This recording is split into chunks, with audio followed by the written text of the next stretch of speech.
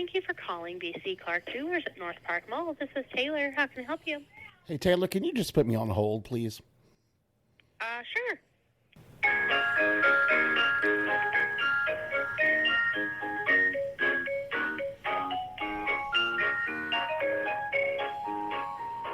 Scott, what is that music? It's an Oklahoma thing. Oh, God. Is it going to stop soon? Watch your mouth.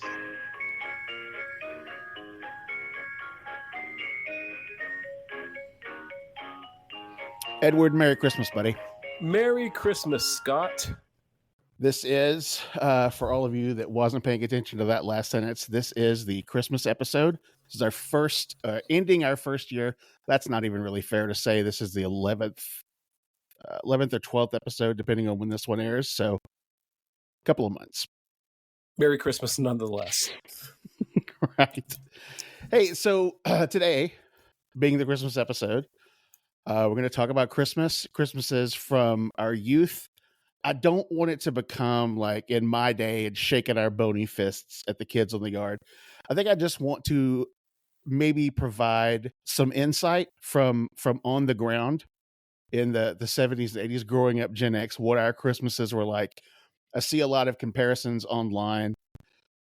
In preparing for today's show, I perused the internet and found Christmas episodes of TV shows. I only jotted down the ones that I've seen. My absolute favorite, for sure, is Friends Call Me Heat Miser. Whatever I touch starts to melt in my clutch. I'm too much. Oh, God, that is just nourishment for my soul, Scott. Wasn't that a Growing Pains? Yeah, that's exactly what that was. No, there were so many of those thrown together celebrity things, like the Paul Lynde Christmas extravaganza with Andy Williams and Lucille Ball and Chiro and the Unknown Comic. Gosh. And, and they're just like, and the Dancing Martells. Like, okay. You're making my back hurt just talking about that. That just makes it sound old. So the quick list that I found: Christmas Comes to Pac-Land. And it's exactly what it sounds like. It's the Pac-Man cartoon. It's their Christmas extravaganza. There was one, also the Flintstones Christmas, because cavemen certainly celebrated a first century birth every year. No, I didn't see this one. It was Benji's Christmas. Remember that stupid dog that was popular for 15 minutes? Horrible dog. Did you see the Bing Crosby one with David Bowie? Yeah, I was gonna say yeah. With who hasn't? I suspect a lot. The whole time when Bing's looking at this, I wish that Limey would shut up. Like, who is this guy? And then Bowie's just, hey man, let's just sing this and get through with it. All right. It was a weird mix.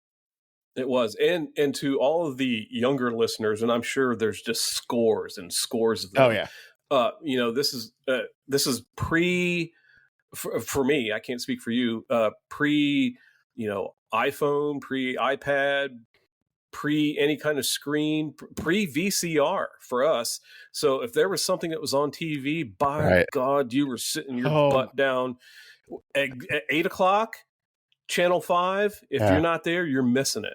Dude, that's the thing. That's part of the magic that's missing now, because I think that all of the Peanuts specials, Halloween, and of course the great Christmas one, I think they're all available on either Disney or Apple. I'm not sure. Yeah, everything is instantly available for anybody at any time. It's like there's no waiting. When I was driving in college, and one of my favorite songs would come on the radio, and even if I had the CD sitting in the CD player, it's better on the radio. It's just, I don't know why. And when it's better when you've got to be in front of the TV at 8:00 CBS, because Charlie Brown's going to be on, and it's like a family deal. So the instant part was taken out. That's gone. There was something called Emmanuel Lewis and Mr. T had a Christmas special in 1984. Webster. Now, I barely remember that, so I'm allowed to speak on it intelligently if that can be done. I just remember it was equal parts zany and madcap. Wow, that's quite a description. So let me ask you a question. So your Christmases, let me see if they match up with mine, because you're a little bit older than me, and Gen X seems to be separated in the people closer to the boomers that kind of had sense, and the ones closer to the Clinton administration that was jumping off houses. Like there's just not, that I'm kind of in the middle where it's just kind of a lukewarm. We're riding bikes, and some of your rougher friends are smoking weed, but things were not yet turbulent. So that's not how it was with me. Really? No, not. I mean, so I first of all, I grew up in northern Ohio, so everything was always covered with snow. We didn't have to dream about a white Christmas. It was just a white Christmas. That's just the way it was. And then again, I was an only child, so I didn't have to fight siblings for stuff. If there was going to be presents, I was the recipient. And only me. I was the baby, and my brother's 10 years older than me. So he's 15, 16, pretending like there's a Santa Claus, and he always got something from Santa, or, the little redhead's going to get wise. And so he had a sweet deal, man. Yeah. That's a good position to be in. Yeah, it is. I mean, I'd get up, we'd open presents, and then after that, we would go to my dad's side of the family. Now, dad's side of the family lived about 30 minutes away, and they were boring, dry, old, mean, cranky. It was no fun. And literally 50% of the time, it ended up in someone getting in a fist fight. It's just horrible. What a way to bring in the newborn savior. Yes, nothing represents the birth of Jesus more than my dad and his brother getting in a fist fight out in the snow. Yankee fisticuffs.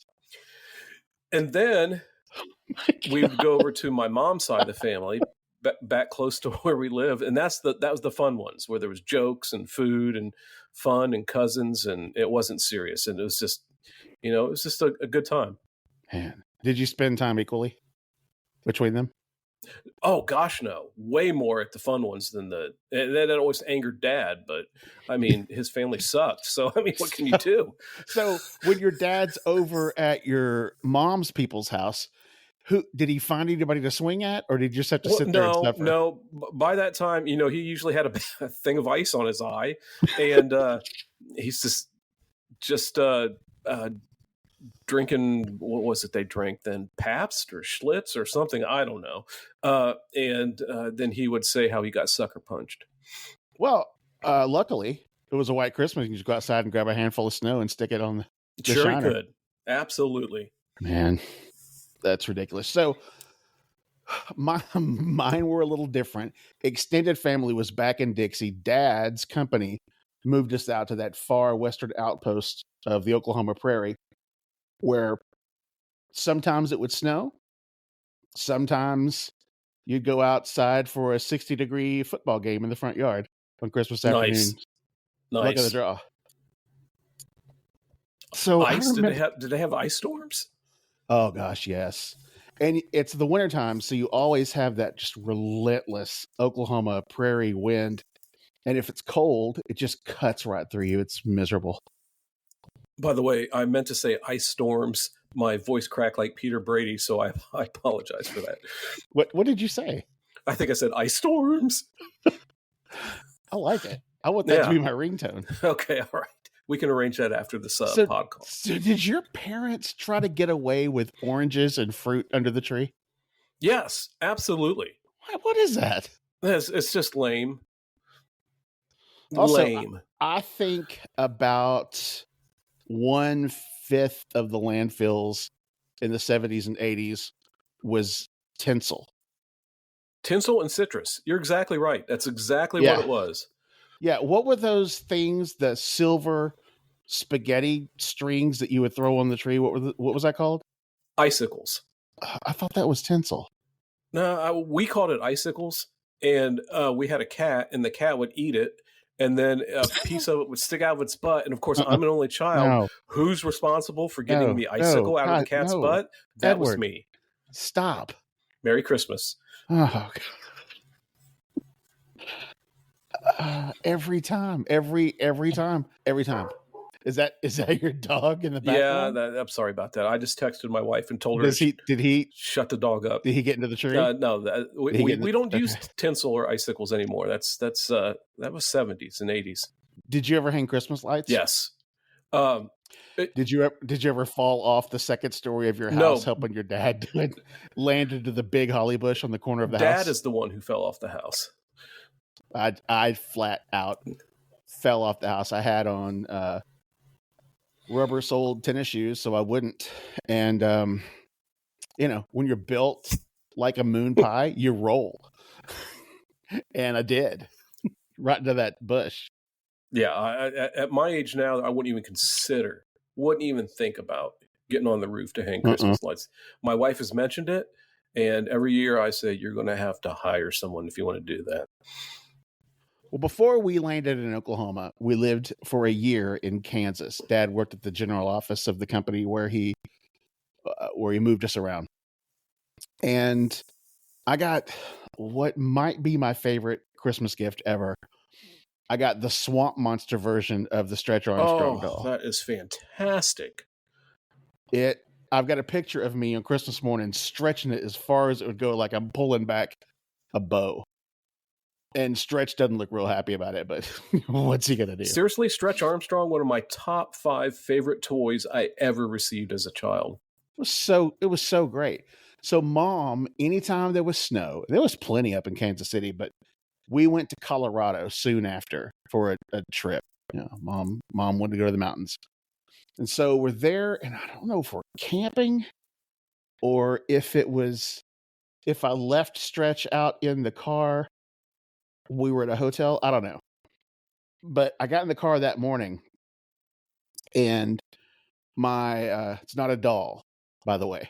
Action figure? My swamp monster is what it was. It was a swamp monster. My swamp monster, you could use it as a sawhorse. It was solid as a rock. So it froze, and I'm 5. Devastating. And I'm pretty upset. Like I'm almost in tears because I think I killed it. Like I'm a terrible dad to this swamp monster, and I'm literally very upset. My brother, my freaking hero older brother, says, he's so kind. He says, "Hey bud, let me see if I could help out here." And he sat on it. And so I hand him my lifeless swamp monster who's frozen, looking at me like, "How could you do this to me?" And he and Dad set him on the hump. Remember the hump in the car? Yeah. Set him on the hump between the passenger seat and the driver's seat in that station wagon, and hit it with the heater. And it's probably an hour later, my brother hands Swampy back to me and says, "Hey man, look at this." And he is pliable, actually hot, and very stretchy. And I literally thought my brother did CPR. I thought he brought him back to life. I was so happy. That's a great Christmas miracle right there. Yes. Christmas miracle that I did pop it open and drink the syrup. Yeah, I can't speak for all children of that age, but eventually I did reach a point with all of my great toys, which now would probably be worth $1 million. I either cut them open to see how they worked, or shot them up in the air with model rockets, or just destroyed them with fireworks or any kind of pyrotechnics. And to this day, I regret I did my $6 million man action figure and my Evel Knievel. I blew them both up. Why? How? Well, I mean, we had fireworks and gas and matches, and And Evel Knievel took the brunt of your M80s. Yes. Oh, boy. Yeah. That's unacceptable. It really is.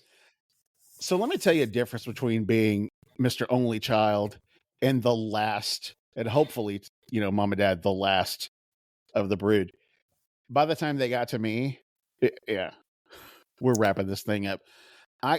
One of the coolest presents I ever got was when I was able to retire my piece of crap Walmart Huffy bicycle.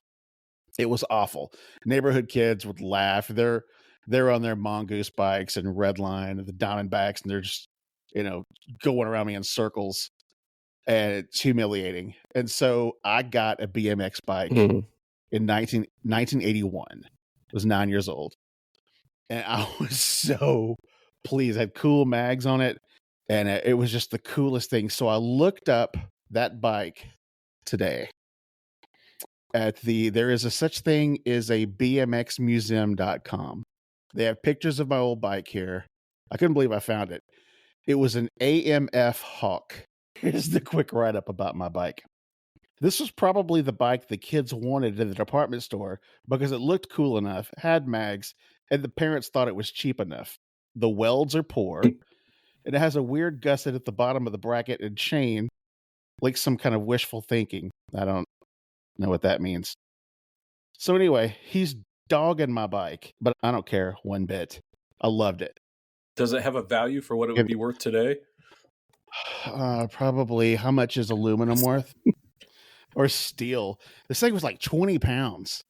It was so heavy. And all these other bikes, people are like folding them over, putting it under their arm like a magazine when they go in the house.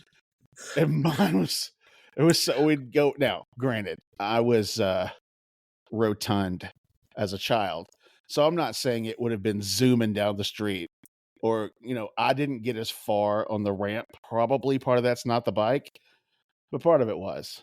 So did you take it out in Evel Knievel on ramps? Because yeah, and I got a numbered plaque to go on the handlebars. Of course you did. All right, I'll come clean. My dad made it for me out of wood. It was about a half an inch thick. It wasn't one of those plastic ones with the holes in it, because they drilled holes to get that 1/16 of an ounce down. It was a wooden plaque on the front. I'm sorry, Scott. In the shape of that. And it was painted, and that's what we were dealing with. Did the neighborhood kids appreciate it, or did they make fun of you for not having a plaque like the rest of them did? Did the neighborhood kids appreciate it? Lord. Did you wear a helmet when you rode your bike? No, of course not. Who did? Mm-mm. So did your mom have any weird Christmas habits? Nope. It was just, everything was always the same every year because of family tradition. She always made baked beans, and she'd take baked beans to both Dad's family and then another thing of baked beans to her side of the family. And of course, the time-honored traditional Christmas baked beans. Does she not have time to whip up a pitcher of ice water? Everything was absolutely identically the same every single year until I was in my late teens and my dad's parents moved to Florida, like most old people do back in that day. And it was just boring. It was just nothing special. I can't even tell you any wonderful, amazing Christmas memories that I have. My mom had a strange habit, I guess, fetish. I don't know what it was, but she would hoard Christmas paper. What? After Christmas every year, she would buy every roll of Christmas paper she could find in like a 3-county area. And she had her own section in the garage of wrapping paper, all different kinds. She had stuff that went back, I'm sure, in the 60s. Like every time my brother, even when I was in college, my brother and his wife would come to town to see my parents, she would load my sister-in-law down with wrapping paper in July. Like, you'll need this. And poor thing, my sister-in-law was like, I assure you, I do not need this. I've got a metric ton of this at the house. If I wad it up and use it as packing supplies. Like, I can't. If there was a year that she did not need to buy any, would she still buy it just because it was so cheap? There was a year she didn't need to buy it in the late 60s, and then she kept buying it every year. She just got more and more. So I was never alive when she didn't need to buy it. Wow. Now, when she passed away, was that part of your inheritance? We could have. Merry Christmas. So I got. Let's figure out how many yards of paper I've gotten in the. It's stipulated in the will. Oh gosh, I'm sorry, Scott. Yeah, probably. I don't remember. I think we ceremoniously burned it in the backyard, which you probably could have seen from quite a distance because it was. Good Lord, it was a lot of paper. Now, I do have a Christmas memory. It's a good one. I think it was, 10 years ago, where I went over to your house as adults. We're now full-grown adults, and took your old Christmas tree and burned it in the backyard. That was fun. My gosh, that was... Do you remember how fast that thing went? I still feel the heat off that thing. That was remarkable. Was it like July or August? I can't remember when it was, but I do know the panic we had when we thought it was going to catch the trees it was under on fire. And those trees were big, high trees, too. That's how big the fire was. Started... There was a sycamore... So you go down the backyard all the way down to the creek. And there was this really big, what would you say, like 8-foot diameter fire pit? Yeah, it was a big pit. Yeah. We rolled the tree in there. And there was a big sycamore tree back there by the creek bed, and a buckeye tree, and some oaks, just like hardwoods. And remember when they started swaying? The branches started swaying because of the heat waves? Yeah, you thought a tornado was coming in. Yes. Some of the lower branches were scorched. That tree, the Christmas tree, it went up like 1950s pajamas. It was great. Right. Yeah. So I forgot about your that. all-time favorite toy as a kid. Boy, if it's not the stretch doll, I'll tell you what it might be. And it's not a toy, but I was probably 10 or 11. I got a 12-inch black and white TV from Woolco for Christmas. That's a nice gift. Woolco became Venture, which probably became a bingo hall on Shields and 240. And they got it for me, and I got a drum set too when I was younger that they regretted, but probably the TV. I watched a Super Bowl by myself in that room. Plenty of football bowl games, monster movies on Saturday afternoons. Was this an antenna TV or one that you hooked up to a cable? It was black and white antenna. Oh, nice. Local channels, yeah. VHF. So yeah, I don't think it was ever hooked up to cable. Got it. What? How could it? How good would it have been? Black and white. Hey, oh. It's all you had. It is all I had. My first profile on Facebook was the Brady Bunch grid with pictures of me in different periods of my life. Do you remember that? Yes. Yes, and it was kind of an homage to my parents, Mike and Carol. Very nice. Because they flat out helped raise me. You should probably share that on the pod Facebook page. I think the listeners would love to see that. Maybe.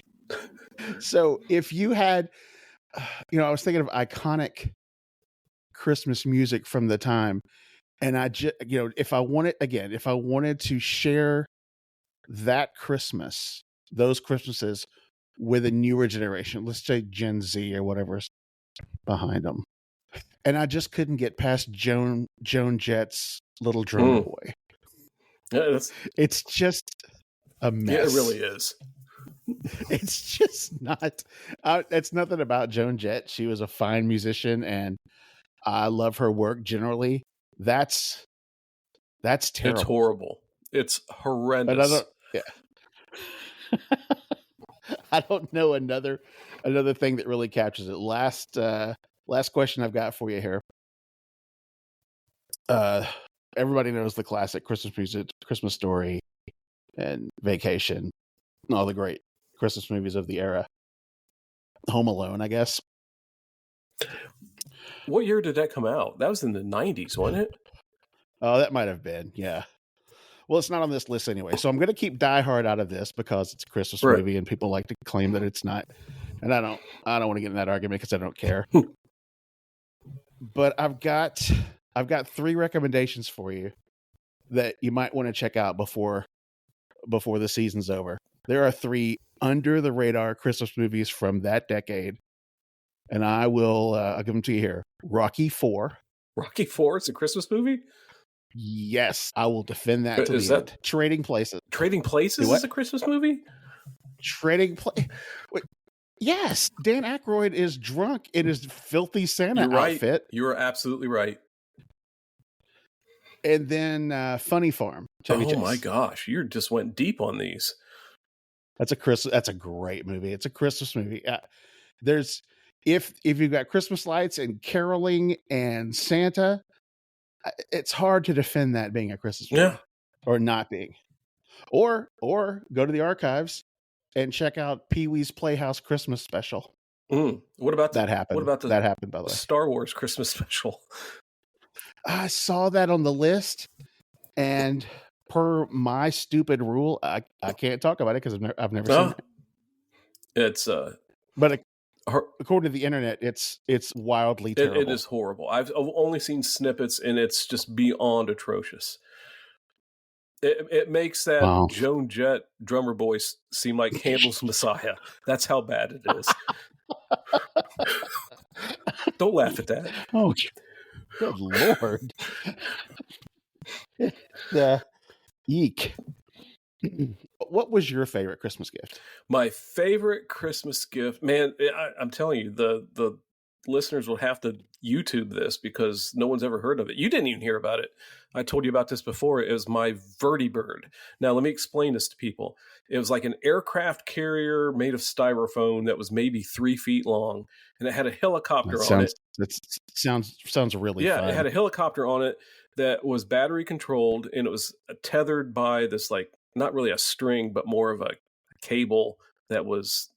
Anyway, it would go in circles, and you could control it, make it go up and down, and pick stuff up. And between that and my Evel Knievel, and then I got a telescope when I was a little bit older, and that telescope unlocked the heavens for me as a kid, and neighbors' houses when I was a teen. So, wow. We'll have to save that for another pod. Wow. So people who are regular listeners know my great good buddy Jed. He's been on a couple of these. He is the guest host. Yeah. But is he? We have a long running gag that I didn't have great toys, if any, and he had all of them. And so I asked him what I wanted for Christmas one year. A little box that you could put on your handlebars, slide it over you take one of the grips off your right one and slide this box on there, and you could twist it, the handle part, and it makes a motorcycle sound. Yes. Oh, yeah. I wanted one so bad. They sold them at a store locally in Oklahoma called Otasco. That's where I saw it. Oklahoma Tire and something. They're out of business. Otasco was a low-end Western Auto. It was in the same shopping center as TGNY, another local South Central Plains joint that we got to delve into one day.